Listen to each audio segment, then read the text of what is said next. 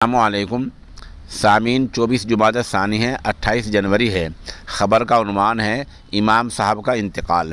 اس خبر کے لیے سوشل انڈیا نیوز کے ساتھ مفتی حفیظ اللہ مفتاحی رابطے میں ہیں۔ وہ بتا رہے ہیں کہ مغربی یو پی کے ضلع شاملی کے گاؤں بنتی کھیڑا کے رہنے والے حضرت الحاج قاضی عبدالوحید کا آج انتقال ہو گیا ہے۔ انا للہ و انا الیہ راجعون۔ مرحوم نے شروع میں لگ بھگ 15 سال تک چنگیاری میں بچوں کو پڑھایا ہے۔ اس کے بعد گاؤں بنتی کھیڑا کے ہی جامع مسجد میں تقریباً 30 سال تک منصب امامت پر فائز رہے ہیں۔ ان کے ہزاروں شاگردان رشید ہیں۔